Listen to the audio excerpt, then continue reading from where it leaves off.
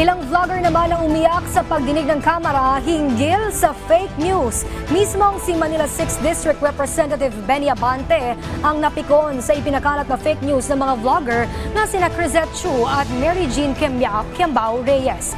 Ayon kay Congressman Abante, hindi makatarungang birahin ng mga vlogger ang gobyerno at tawaging tanga.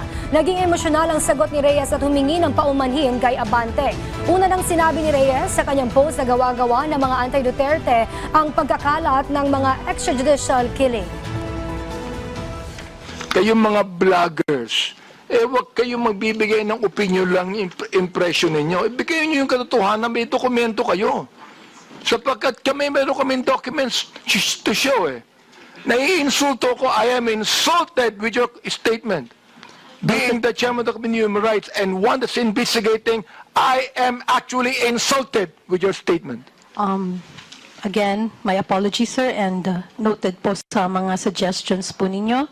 At gusto ko lang din pong sabihin na yung pong post has nothing to do with you. It has nothing to do with, pasensya na po.